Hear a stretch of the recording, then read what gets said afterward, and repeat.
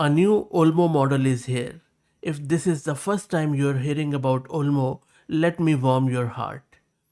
Olmo models are one of the most open models out there. Olmo Hybrid 7 billion, which you are looking at your screen, is a brand new open source, open weight AI model from the Allen Institute. Unlike Meta or Google, who release model weights and call it open source, AI2 releases everything: the training data, the training code, the logs, and every checkpoint along the way. You can literally reproduce this model from scratch. That's extremely rare in the AI world right now. I myself have numerous times learned a lot from their research. I have done a lot of interpretability stuff in AI, model design, and also it helps a lot when it comes to DPU and SFT. And don't worry, I am going to explain each and everything in as simple words as possible. We are going to install this model in DPU format while explaining it, and we are going to test it out. This is Fahad Mirza and I welcome you to the channel. Please like the video and subscribe and consider becoming a member. Please also follow me on X if you're looking for AI updates without any hype. Now, I have been covering these Olmo models from day one. Everyone knows about it except Allen Institute. That is fine, maybe one day. If you go to my channel, search with Olmo, you will see that I have covered their channels in each and every modality for a long time. And this is not just the Olmo series. They also have a lot of other good stuff on their website, which I will drop the link in video's description, and you can also search it out on the channel. Let's get started with the installation, and I will be talking more about this model because it's so interesting. I'm going to use this Ubuntu system. I have one GPU card, NVIDIA RTX 6000 with 48 GB of VRAM. If you're looking to rent a GPU like me, go to the video's description. You will find the link to Massed Compute with a discount coupon code of 50% for a range of GPUs, and you will have fun there. I can guarantee you it's such a cheap and good option. Okay, so let's go back. Let's install all the prerequisites, which is primarily torch and transformers, and I'm also installing some of the Jupyter notebook.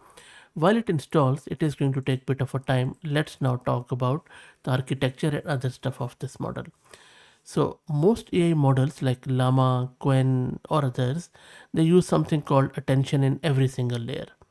Attention is powerful, but it gets slow and memory hungry as text gets longer, and we all know about that. Olmo Hybrid, the model which you are looking at your screen, this does something clever. Out of its 32 layers, only 8 use attention. The remaining 24 use a faster mechanism called as delta net.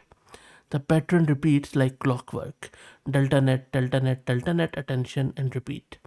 This hybrid approach means it handles long documents 75% more efficiently than a pure attention model, while still performing on par or better than model its size.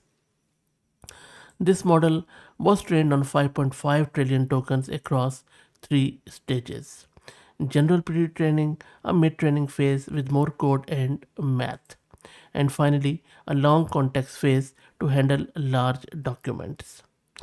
Now, if you look on these model cards, this is just 7 billion, and then this is a instruct DPU. There is another one which is instruct SFT in the Olmo hybrid. Now, I am going to use this DPU version of Flavor. And what is the reason why I am using it?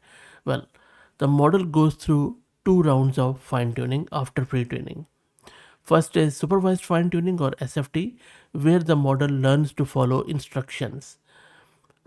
Then comes DPO or direct preference optimization, where the model is shown 2 responses to the same question and trained to prefer the better one based on human feedback. You can consider SFT as teaching the model what to do and DPO as teaching its taste. The result is noticeably better. You can see it in the benchmarks too, and I believe they have shared a lot of benchmarks on their page where it has done really well on Alpaca Eval, on Big Bench Art, which you can check out. That's a significant jump. Okay, so now you know all about this model and why we are using this DPO. Let's go back to the terminal and everything is installed. Let's log into Hugging Face. It's a free model, but I always like to log in so that I would be able to download it quickly. You just need to grab the free read token from your Hugging Face profile, and I'm logged in. Let me now launch my Jupyter notebook. And now let's download the model. It is around 15 gig on disk. The model is loaded. Now let's test it out. I'm going to first give it this coding prompt where it is going to create an HTML file with a live stock portfolio update. It should be flashing, it should be scrolling, and there should be some candlestick chart and all the portfolio thing on a stock market. On a technical side, it is going to stress test its coding ability, which involves DOM manipulation, timers, dynamic styling, canvas or ASCII rendering, and also layout, all in one file. So let me run this and then we will check it out. Now, while it runs, let's also check the VRAM consumption. So it is consuming under 15 gig of VRAM. Make sure that you have that much and it is fully loaded onto the GPU. While it runs, there are few limitations, of course, of this model which you need to be aware of. It is English only. It is not really good for tool use or function calling. Scores are quite weak, and I have seen over the months that tool use of Olmo model is quite weak. I think this is one area they need to badly improve. Another limitation is that the knowledge cutoff date, the date until the model is trained, is very old. It is December 2024, and we are in 2026. So I think this is another area where they need to update their training data set that is quite old. So these are few things which they really need to cover off. Now, if you really ask me, I think this model is really suited as a base model to fine tune your own. This is what I use this model for.